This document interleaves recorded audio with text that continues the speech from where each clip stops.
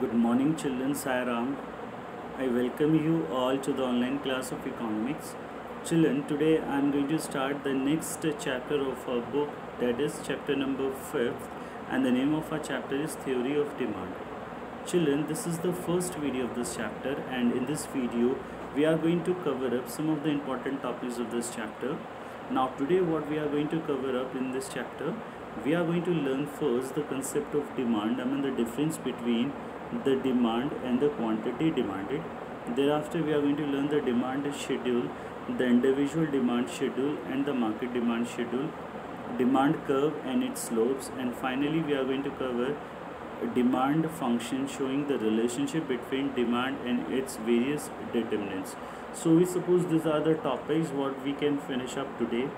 So children, let us start with our first topic, that is introduction of demand. Children, before we learn demand, let us learn first the meaning of demand. So children, whenever the desire for anything is backed by ability and willingness to pay for that thing, it flows out in the form of an effective demand.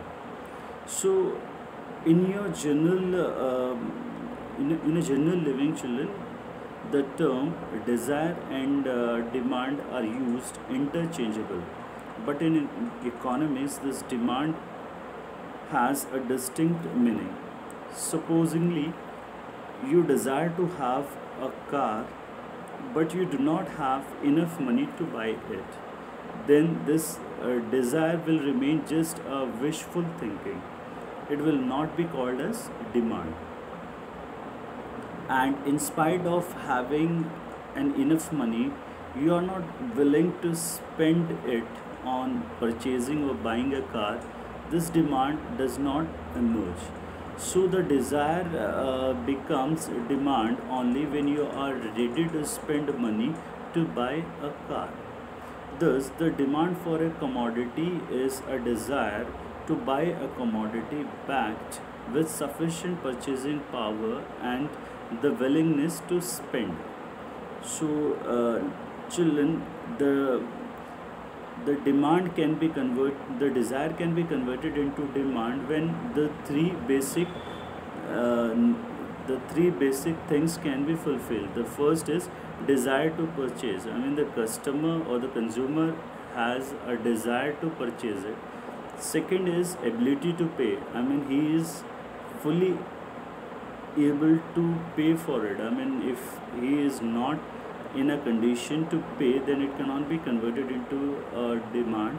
And third, willingness to spend. Willingness to spend, in a sense, he has a desire first to purchase, second he has the ability to pay, and finally his willingness to spend to buy a car. Now if these three things can be fulfilled, then this desire can be converted into a demand. So demand is obviously equal to desire plus ability to pay and the willingness to pay.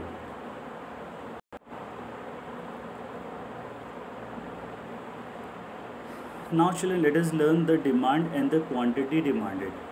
As we all understood, the term demand refers to the various quantities of a commodity that a consumer is willing and able to buy at a different possible prices at a given point of time is known as demand. Thus, the term quantity demanded refers to the specific quantities to be purchased against a specific price of a commodity is known as quantity demanded. Suppose we are going to take one example. Suppose a customer demand is 2 ice creams if the price per ice cream is rupees 15, and 4 ice creams if the price per ice cream is rupees 10. So if with this given example we are understood that if the price of an ice cream is rupees 15 per unit, then he is able, or he is in demand, he is in desire to buy the 2 ice creams. But if the price reduces from 15 to 10, he demands the 4 ice creams.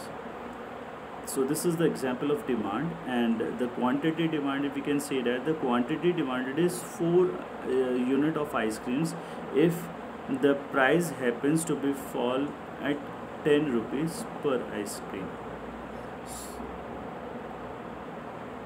Now, children, as I just said, that in economics, the demand refers to the effective demand, which implies is the three things. The first one is desire. I mean, he has a desire to buy that commodity. Second, means to purchase, and he is also a willingness to buy that commodity.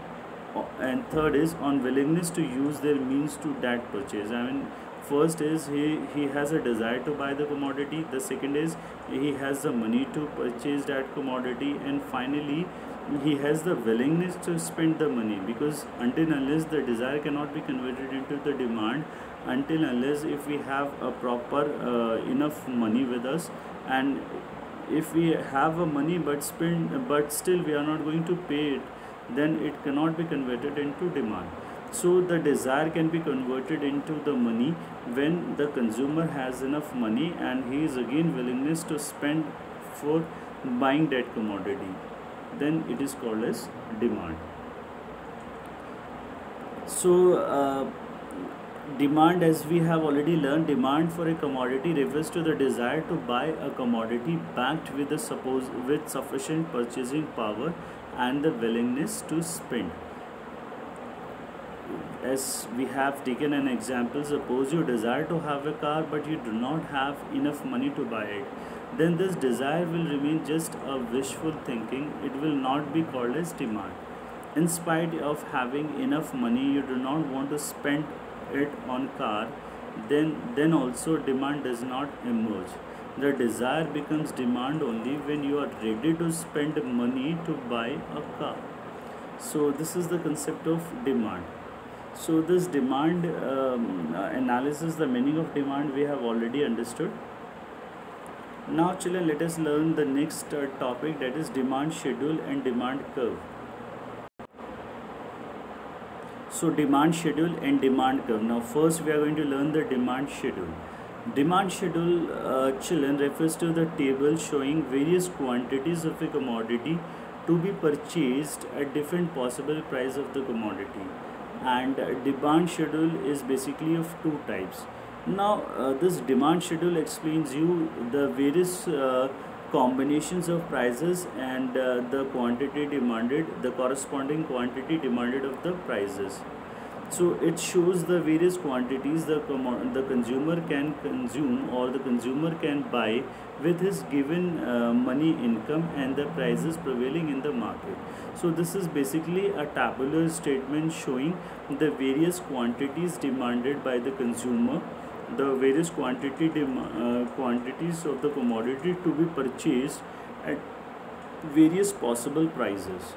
So, and demand curve is what? Demand curve is basically a graphical representation of various graphical representation showing different quantities of a commodity to be purchased at different possible prices of a commodity. And demand curve is again basically of two types. The first is individual demand curve and the second is market demand curve.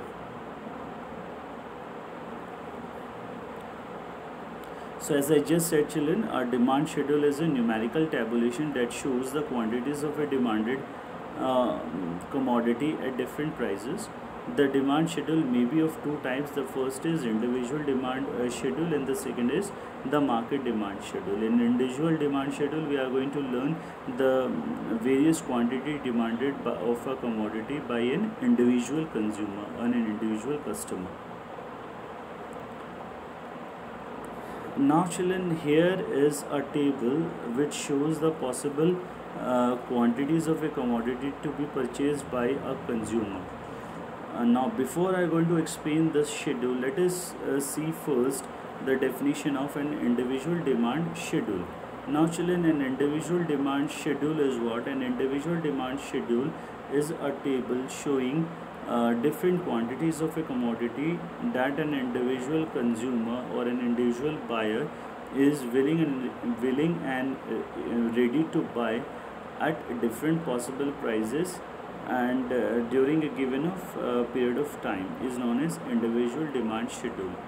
And when we're talking about the market demand schedule, a market demand schedule is a table showing various quantities of a commodity that all the buyers in the market are willing and able to buy at different possible prices and at a given period of time. Now just see here in the schedule in the slide, children, the prices of the commodity is written on the very left hand side. It is 6, 7, 8, 9, and the quantity demanded by an individual customer is also shown. Here we have taken the various customer, like the first consumer or customer is A, second is B, C, and these are the four customers, and they are demanding various units of the commodity at this given prices of 6, 7, 8, 9. Children, the A consumer is consuming 4 units of any commodity if the prices of goods is 6 rupees. Now as such the price increases from 6 to 7, he is going to be demanded 3 units, and if 8 is the price, he are going to reduce his quantity demanded, and this time he is demanding only 2 units. He is only purchasing only 2 units of the commodity, and as such the price increases and goes up to 9 rupees. He is not going to purchase any unit of a commodity, and therefore the unit of a commodity at price of rupees 9 is 0 units for A consumer. Now for B is again same. It's like if the price is 6, B is demanding 3 units of a commodity. If the price rose to 7, then he is demanding only 2 units of a commodity, and at 8 prices he is demanding only 1 units. And same if the price increases to 9 rupees, he is not demanding, he is not purchasing any unit. So this A, B, C and D, these are called as the individual consumers. And when we are going to find out the market demand, we are going to add all the quantity demanded at a given prices by all the buyers in the market. Like suppose if the price is rupees 6, a consumer is demanding 4 units, B demanding 3 units, C demanding 5 units, and again D demanding 6 units. So when we adding all these units, like 4 plus 3 plus 5 plus 6 becomes 19, and this is known as the market demand at the this is known as the market demand at the price of rupees 6 per unit. Similarly, at 7th rupee per unit, if the cost of per unit is 7 rupees, A consumer is demanding 3 units, B is demanding 2 units, C is demanding or is purchasing 4 units, and D is purchasing 5 units. When we adding all these units of this various buyers and buyers of the commodity, then the market demand becomes 14. So subsequently we can also find out at price 8 and 9 by adding all the units demanded, all the units purchased by all the 4 buyers in the market. So this is called a market demand, children. So now again I'm going to repeat the definition. An individual demand schedule is a table showing various quantities of a commodity that an individual buyer is willing and able to buy at different possible prices during a given period of time is known as individual demand. So if we individual see the demand of A or B or C or D, then all this individually known as an individual demand schedule. But if we want to see the market demand schedule, we are going to add all the various quantities demanded by the various buyers in the market at a given prices. So it is known as the market demand. So when we are going to draw up the market demand curve, the price of goods we are representing on the y-axis, and the various quantity demanded will be shown on the x-axis.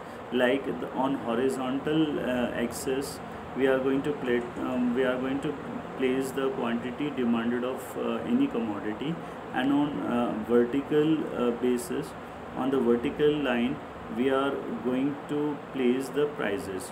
Now as such, children, you see the there are four lines which are coming from left to right. It is going down from left to right. This is called an individual demand curve as well as a market demand curve. The thick, you can say, the demand curve is known as the market demand curve, whereas a slim line representing an individual demand curve. So this is children, an individual demand curve and market demand curve. Now when we are going to see the definition of an individual demand curve, an individual demand curve is a graphical representation of various quantities of a commodity that an individual consumer or buyer is willing and ready to buy at a given possible prices during a period of in one accounting year or a given point of time is known as individual demand curve. And if we look out for the market demand curve, it is same as an individual, and market demand curve is a graphical representation of various uh, quantities of a commodity that all the buyers all the buyers in the market are willing and able to buy at a given prices during a given period of time is known as market demand curve.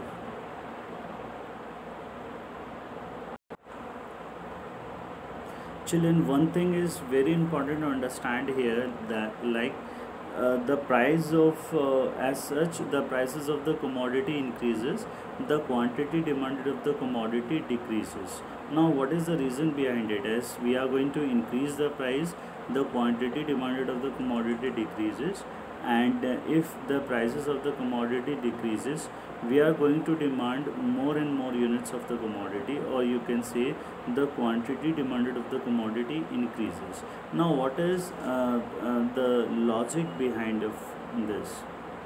Children, the logic or the law behind this is the law of demand. Children, the law of demand states that as other things remain constant, that is ceteris paribus, there is an inverse relationship between the prices and the quantity demanded. Now, children, demand is also called as quantity demanded. If the prices of the commodity increases, then the quantity demanded of the commodity decreases, and if the prices of the commodity decreases, then the quantity demanded of the commodity increases. So it is always have an inverse relationship between price and the quantity demanded. That is why you just see in the slide also, when the price of commodity is only 6 rupees, a consumer is demanding maximum units of the commodity. Like at 6 rupees is demanding, a customer is demanding 4 units, B demanding 3, C demanding 5, and D demanding 6. I mean, these are the units what A, B, C, D all are buying at this given prices of rupees 6. Now when the price increases from 6 to 7, you are watching in the slide also, the quantity demanded by each and every buyer will decreases. It is going down as they are obviously buying at 6 rupees of prices. So here is clear that there is always an inverse relationship between price and the quantity demanded. Now children, let us learn the next topic, that is demand function. Demand functions in what are the factors that affect the individual demand function, individual demand, and what are the factors that affect the market demand. So children, individual demand function shows how demand for a commodity by an individual consumer in the market is related to the various determinants. It is expressed at dx, demand for good X is equal to the functional relationship between price of good X, price of related goods, income of the consumer, which is representing with Y, taste and preferences, and expectations, which is representing with E. Still, in this individual demand function is basically a functional relationship between demand and individual demand and its various factors affecting individual demand. Like when an individual consumer is buying the various quantities of a commodity from the market, now there are very factors, there are very determinants that affect their demand. So this is known as the individual demand functions, and it is represented and it is expressed by dx. Dx means the demand of good x is equal to the functional relationship of px, pr, y, t and e. These are the various symbols which obviously affect the individual demand. Now first is px. Px is the price of good x. Pr is the price of related goods. Y refers here the income of the consumer. T refers here the taste and preferences, and so on, the expectations, explaining you the future expectations of affecting the demand of a commodity. Now if you look about for the market demand schedule, a market demand function is obviously a functional relationship between the market demand and its various factors affecting the market demand.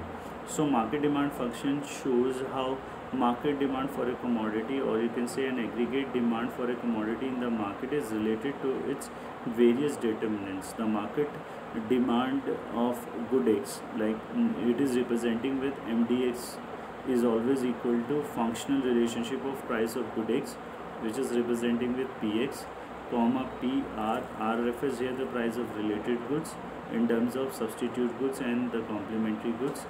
Now third component is y, which is the income of the consumer.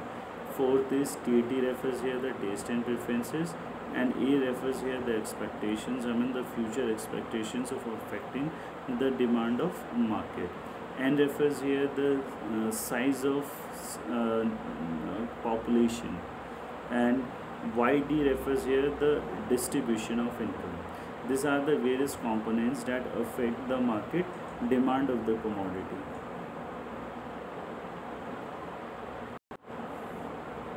So let us start the first determinant. The first determinant is the price of the commodity. Children always understood there is an inverse relationship between the price of the commodity and the quantity demanded. As I just explained you, if the prices of the commodity increases, the quantity demanded decreases, and if the prices of the commodity decreases, then the quantity demanded increases. So just because of this law of demand, there is obviously you can say there is obviously increase and decreases in the quantity of a commodity. So the prices of commodity is the first factor, that is the first determinants that affects the prices, that affects the demand of the commodity. So the law of demand states that the other things being constant and the quantity demanded is inversely related to the price. It implies that if there is a rise in the price of the commodity, it brings out a fall in purchase and vice versa. Now let us learn the next determinant. Now the second determinant is price of related goods. Price of related goods also affect the demand of the commodity. So demand for a good is also influenced by the change in the prices of the related goods. So these are the two types. First is substitute goods and the second is the complementary goods. Now what is substitute goods, children? Substitute goods are those goods that can be used in place of one another so that to satisfy the customer's need. So substitute goods are those goods that can be substituted for each other, such as tea and coffee, ball pen or ink pen. So in case of substitute goods, increase in price of one causes increase in the demand for other, and decrease in price of one causes decrease in the demand for another. For example, suppose if I am taking two goods here, the first one is tea and the second is the coffee. Now coffee is the substitute goods.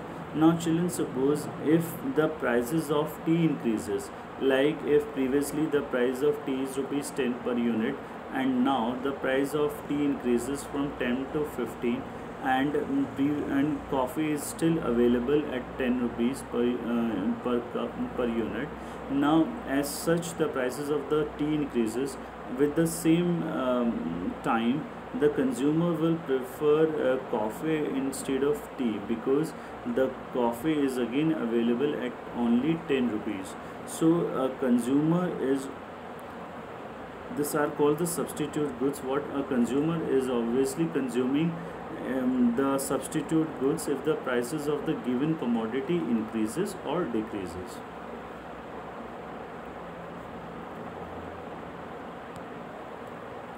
Next is complementary goods. So children, complementary goods are those goods which complete the demand for each other and therefore demanded together. For example, pen and ink, car and petrol. So in case of complementary goods, a fall in price of one causes increase in the demand for the other, and rise in the prices of one causes decrease in the demand for another. For example, children, if the prices of the petrol increases, then the demand for buying the car decreases because now to have and maintain a car becomes costly. If the prices of the petrol increases, a customer wants to go by the bus or by some other conveyance instead of going with the car because the petrol goes because the prices of of the petrol increases. And in suppose if the prices of the petrol decreases, then the customer will purchase more and more cars. Now this this time the prices of petrol decreases, which definitely motivates the customer to buy a car and maintain a car with him. So this is the factors that affect basically the demand of the commodity. Now third is prices of other goods. We have explained, when the prices of the substitute goods falls, demand falls for the other goods whose prices have not changed. And when the prices of a complementary goods falls, demand rise for the goods whose price has not changed. Next is children, income of the consumer. Children, the income of the consumer also affects the demand for a commodity. A consumer spends his limited income on the two varieties of goods. The first one is normal goods and the second is an inferior goods. Now I suppose normal goods is what? Normal goods are those goods which has a positive relationship with the prices of the with the income of the consumer. If the income of the consumer increases, then the demand for a commodity also increases, and if the income of the consumer decreases, then the demand for the commodity also decreases.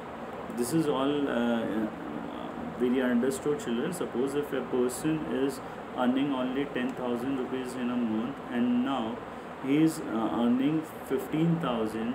Now with this increases income, he can consume more, he can buy more of more of the commodities. So in such a case, the demand of various goods and services also increases, and if his income decreases from 10 to 8,000, then the demand of various goods and services also decreases. He is not going to demand more of any commodity. Now next is children, expectations.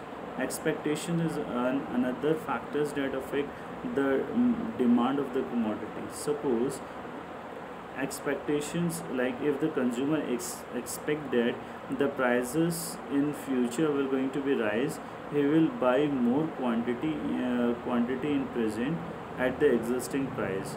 Likewise, if he hopes that the price in the future will be fall, he will buy less quantities in present or may even postpone the demand. So this is all. This is how it affects the demand of the commodity. For example, suppose if the prices of petrol is going to be hiked by today's night by 12 o'clock, then what we are going to do? We are going to fill up our vehicle's tank, or we are going to purchase excess and keep it at home, because right now it is available the at the same prices. But if uh, it is available at the same prices, in a sense, if I mean the prices is not going to be hike, it is going to be hike after 12 p.m. So so what customer is going to do, he is going to fill up their tank of the vehicles, they are going to consume it somewhere. And because it is available at the same prices, now if they thinks that the prices of the commodity going to be decreased in very soon, then he will postpone the purchases, or he is going to buy less quantity at present, because he is waiting till the price get reduced, and then only they can have plenty of the goods, the plenty of the quantity at that point of time. So this is the next factors that affecting the demand of the commodity. Now next is the taste and preferences. So children, taste and preferences also affects the market demand of the commodity. Suppose if a consumer mm, choices if a consumer taste and preferences increase, then the demand for the commodity also increases. But if the customer or the consumer are not interested in buying that commodity, then the demand of the commodity decreases. We already understood that a consumer is a rational being. He always prefer the various goods and services according to his taste and preferences. So the taste and preferences include fashion, customs, etc. Taste and preferences can be influenced by the advertisement, the change in the fashion, climate, or new inventions, etc. So other things being equal, demand for those goods increases for which customer or the consumer develop taste and preferences. And contrary to it, if a consumer has no taste and preferences for a product, its demand will decrease. So these are the various factors that affecting the demand of the commodity. So children, I hope today's all topic will get you understand the concept of demand. We have learned the demand, the definition of a demand. We have also learned when a desire can convert it into demand. Thereafter, demand schedule and demand curve. In this, we have learned an individual demand schedule and curve, and market demand schedule and curve. Thereafter, we have learned the various determinants that affecting the individual demand of a commodity. So children, that's all for today. In the next video, we are going to learn the factors that affecting the market demand of the commodity and all the further topics of this chapter. So thank you so much for watching. Have a nice day, and Sai Ram.